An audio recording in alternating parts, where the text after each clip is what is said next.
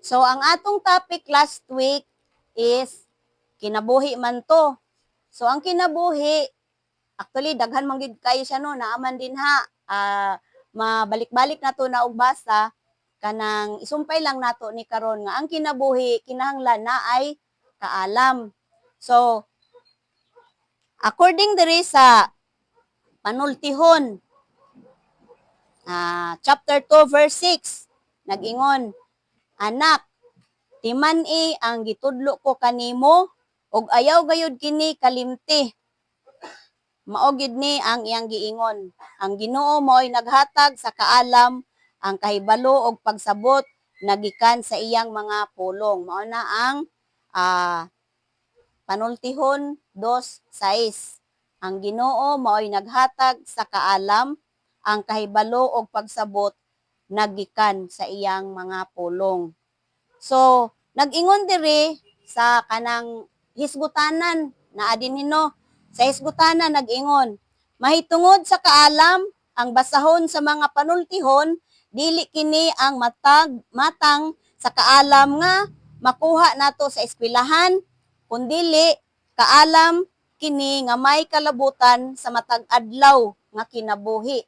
So sumpay gihapon no sa kinabuhi nga atong giistoryaan last week. So mo sad ni karon kinahanglan naatay kaalam sa pagpanginabuhi. Ang unang siyam ka kapitulo nagsubay sa tambag sa usa ka amahan ngadto sa iyang anak ug ang nahibilin sa basahon usa ka natigom og gihiusang mga panultihon alang sa matag bahin sa kinabuhi. Atong nasayran unsaon pagbaton og kaalam kun unsa kini ug ang kabililhon niini. Kasagaran aron dugan kining hatagan o kahulugan, gitandi ang paagi sa maalam nga nagbuhat og maayo sa paagi sa buang-buang nga nagbuhat og daotan. Mensahe usab kini kanato karon, batuni ang kaalam.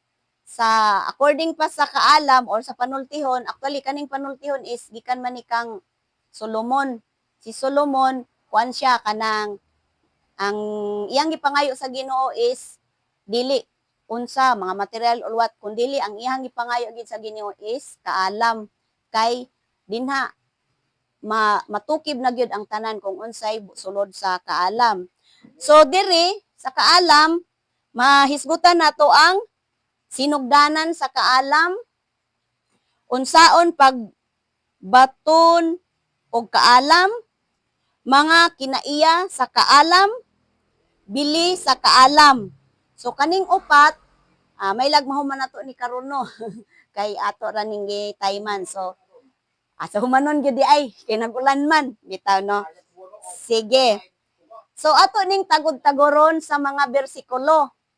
Kaning una sinugdanan sa kaalam.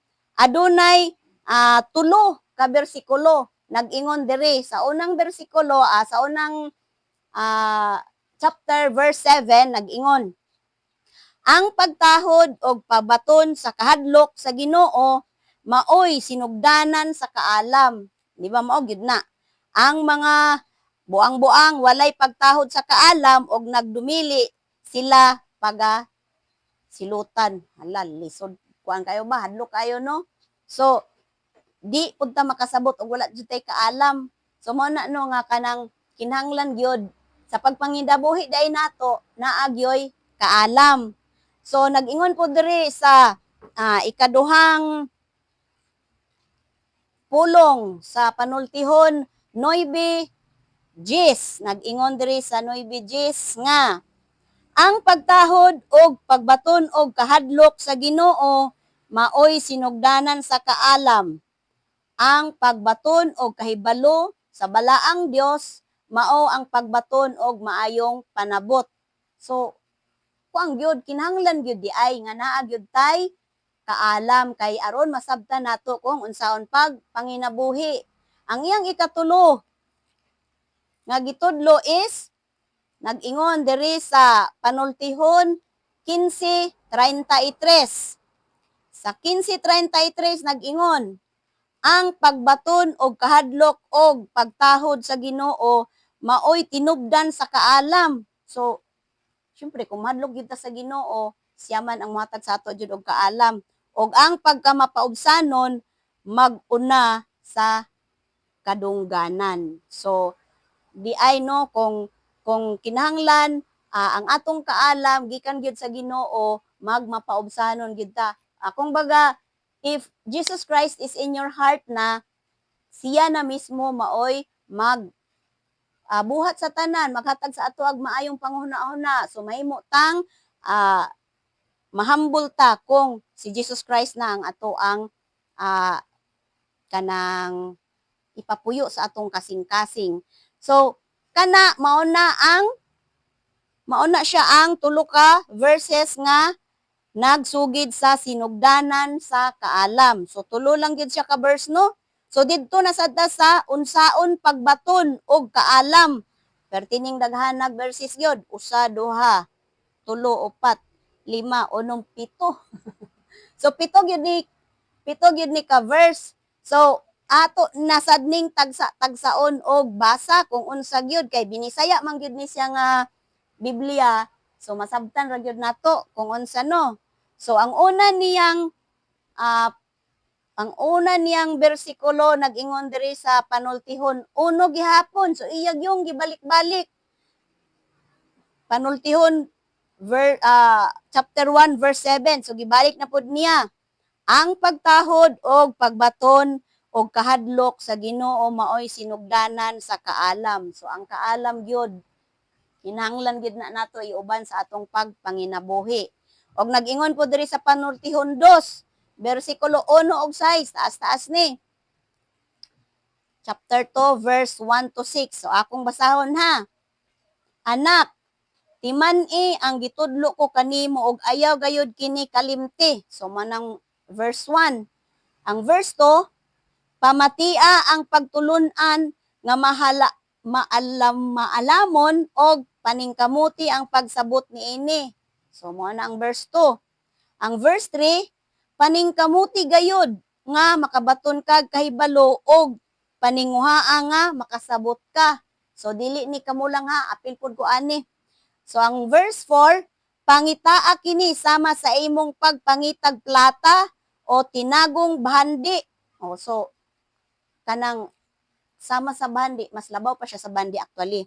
Sa verse 5, kun buhaton mo kini, matugkad mo ang kahulugan sa pagbaton og kahadlok og pagtahod sa Ginoo og mulampos ka sa pagsabot bahin sa Dios. So masabtan nato og unsay ipabuhat sa Ginoo sa ato matag adlaw sa atong kinabuhi. Og ang sa verse 6 nag-ingon, ang Ginoo maoy naghatag sa kaalam, ang kahibalo og pagsabot naggikan sa iyang mga pulong. So meaning naa gyud tay dapat Bible kay mao man ni ang ato ang naa diri ang ato ang kinabuhi nakasulat. Mao na nga nagbilin ko sa inyo ha og katong atong gisgutan sa miaging semana para mabalik-balik kay ang verses manggod bisan pa og kada adlaw nato na siya mabasa, lahi-lahi manggod ang gustong ipasabot sa Ginoo ana sa ato, lahi-lahi ang iyang gustong ipabuhat sa ato matag adlaw kay every day is a new day sa atong kinabuhi. So mo na nga kinahanglan gyud ta mugunit mukupot sa atong Ginoo og siya ang atong saligan pinaagi ni Hesukristo og siya gyud ang ato ang kung baga siya gyud ang magtudlo sa ato ba kay kung kita manggod ang magbuot-buot pirmita masayop makadesisyon tag mga di maayo. So mo na nga kinanglan ato gyung papuy-on si Ginoong Hesus sa atong kasing-kasing. So karon anaa pa gyud sa panultihon 11 versikulo 2 nag-ingon, maulawan gayud ang garboso, mas maayo ang pagpaubos. So klaro kaayo dinhi sa iyahang pulong, actually buhi man jud kaayo ni iyang pulong no mo na nga lami gid kaayo basahon ang iyahang pulong. Og nag-ingon sabdayon sa panultihon 13 versikulo 10 og 20. So sa 10 ta 13:10 nara. Ang garbo walay laing samputan kundili kasamok. So tinuod gid na ba? Busa maayo ang pagpakitambag. So ing ani na. Sometimes masayop man ta kay di gid na malikayan, masayop ta sometimes. Labi na atay mga gihun-ahon na nga di mayo, magkasayop-sayop gid ang ato ang mga desisyon. So, kung if ever manggani nasayop tano nya naay mo tambag sa atong paminahon. Kay sometimes kanang ang nagtan-aw sa palibot mao nay makakita nga, uy, mali man di ay mali siya. So, kung tambagan ta niya nga bye or pray or migo, ang imong gibuhat ganiya kay murag dili gyud to maayo bay, murag masakitan to si ana-ana. So depende na sa sitwasyon or unsay naa sa palibot or kanang kita sad nga murag kanang nakakita sa kanang kay sometimes manggod ang ato abitang sayop makita man na nato sa uban or unsa ang imuhang kanang usually nimo ginabuhat wa ka kahibalo nga imo day nang nabuhat mali day na pero imong nakita sa uban mao na makarelate ka kay hala mao man to akong gibuhat ay ing ana di man day maayo na pangit man day kayo so mao na nga mudawat akong unsay mga tambag unsay mga suggestion or unsay mga pagtambag sa mga naay nakakita nga na sayop daay ta so ing ana no maura gyud na dili maghambol gyud ta kay kanang sa pagpanginabuhi adlaw-adlaw nato is sometimes ba mga isog gyud ba kayo ta kanang naagi na sa ato ang karakter bitaw nga kay ako good ni wa kay labot kanay nga ana gani kinsa man ka ana gani so dili ta magpatambag pero mas maayo nang maistoryahan ta og dawaton nato ang gitambag kay makaayo man na sa ato kay dinhi pa lang bitaw daan kung ato na nang buhaton nakapuyo na ta og eternal life kay mao man na iyang gusto nga diri pa lang bisan pa og war zone area ni sa sala pero na-control nato or dili man actually kita ang nagkontrol na si Jesus Christ man si Jesus Christ nga atong gidawat siya atong ipapuyo sa atong kinabuhi siya man na ang mupakgang sa deceitful ni Satan so mo na nga kung diri pa lang daan sa kinabuhi nga sinful world nag-invest na ta sa ato ang kinabuhi para sa eternal life, happy kaayo ang atong life kay mo prosper ta, dili man ingon nga prosper nga materially pero sa ato ang spiritual no. So diri pa lang daan naka invest na ta sa spiritual nga kaayo. So diri na pud ta sa panultihon 29:15. 29:15 nag-ingon po siya diri ang pagbadlong og ang pagpanton makaayo sa kabataan kung pinatuyangan ang usa ka bata mahimo siyang kaulawan sa iyang inahan so ginikana na ba ang tanan diri or naapay single so kung ginikana na tanan no makita gid na sad siguro sa atong mga siblings o sa atong mga anak kung unsa ang ilang parents kay kanang makopya ra man gud na sa mga anak kung unsa ang naa sa kanang ilahang gi tan-aw ba kopya-kopya ra gid na so mo na nga kung ang ginikanan kusog kaayo magsuko-suko aw ang bata suko-suko pod na kay example nako ha ako nagdako man ko sa puro lalaki akong kauban tatay ingko, tiyo, manoy, puro lalaki akong kauban, sa mura sad kog lalaki. Mana nga, nanarabaho ko, nakagraduate ko sa profession nga engineering, pero kanang wala na ako na-practice, kaya napaingon ko sa kanang, unsingan anang corporate world, so kahibalo ko, para sa anin ninyo, kay supplier man mo ganang spare parts, sa kanang heavy equipment, mga bulldozer, tractor, bako, siguro gamit mo diri og backhoe, pison or what, unsa may inyong gigamit diri. Mga caterpillar nga product ang amo og kumatso. So ingana ko lalaki gihapon ang ako ang palibot. So sa wala pa ko na Kristohanon gyud no, kuan gyud ko kanang grabe ka makasasala kay babae baya pero ang akong kagustuhan babae man Pero di ko magsaba-saba na sa mga babae karon kay basig uy hadlok Miss Marilit. Sa una ra to, Kristahano na ta karon. So sala to kay gibuhat ba ka nga babae. So babae gyud, babae gyud.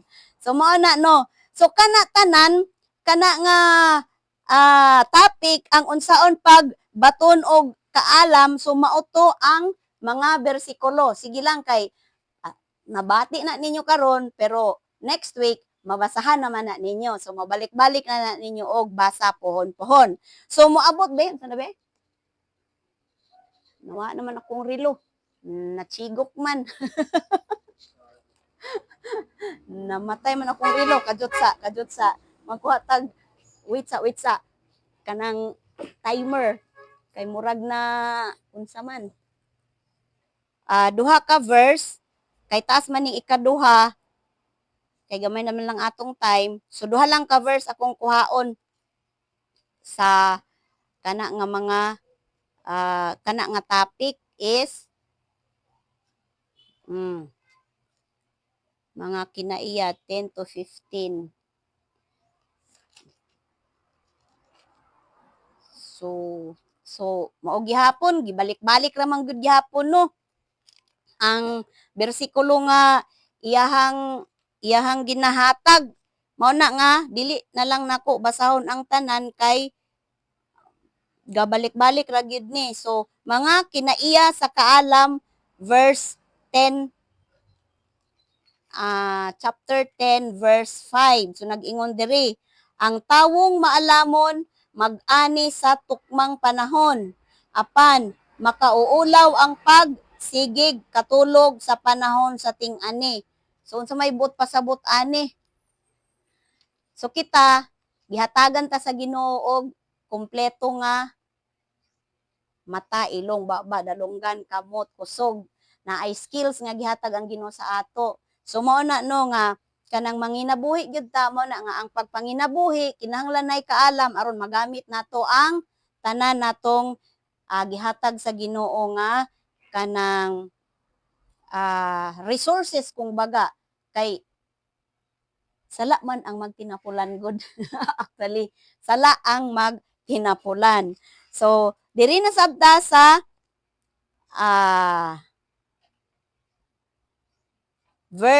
chapter 14. Chapter 15 verse 7. 15 verse 7.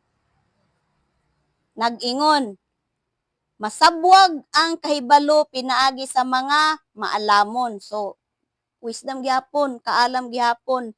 Dili pinaagi sa mga bugal-bugal or buang-buang. So, grabe gid kayo, sakit kayo paminaw ning kuano kaning sakit kayo paminaw ning Biblia kung iyahatang kuanon, iyahatang pitulon asa na, iyahatang tuluan ba. So kana lang sa mga kinaiya sa kaalam. Daghan pag yun nga mga verses like this sa 21 verse 11 nag-ingon, sa dihang silutan ang taong bugal-bugalon, makakuhag pagtulunan bisan gani ang mga hungog, ang tawong maalamon makaton gikan sa itudlo kaniya. So sama ni ini, gina-share namo kung unsa ang unsa ka maayo ang pulong sa Ginoo, unsa ang iyahang mga pagtulunan. Kay actually, ang tanan natong character bitaw naa gyud diri. Makita nato dinhi kung unsa ang ato ang kinabuhi. Mao na nga iya gyud unta ipabasa ang Biblia sa ato sa matag usa.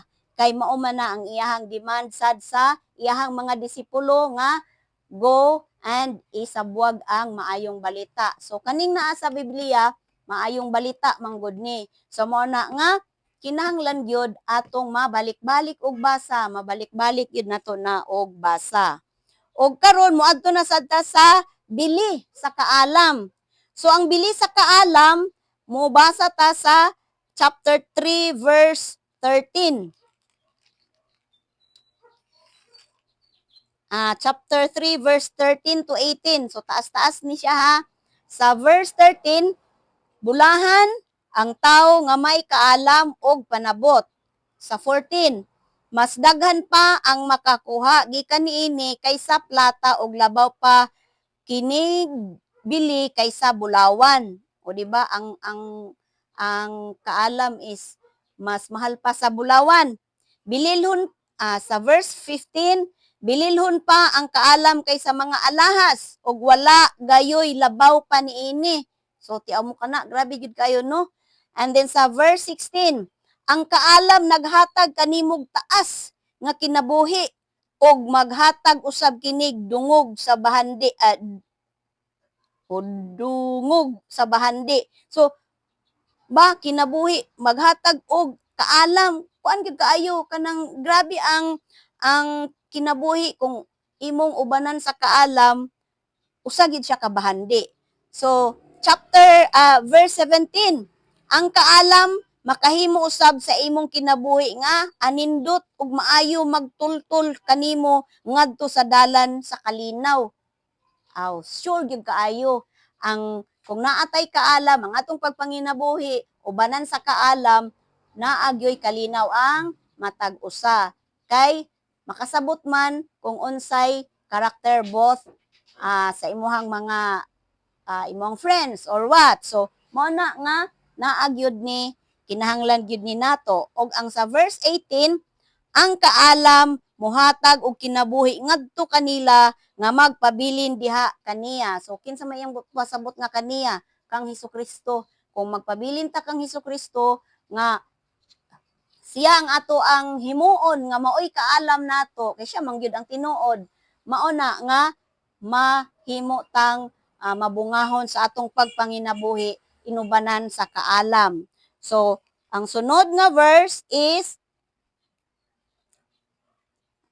chapter 8 verse 35 ug 36. So taas-taas pud gihapon. 8. So nag-ingon diri, ang makakaplag kanako, makaangkon sa kinabuhi. So unsa may pasabot niya ang makakaplag kanako?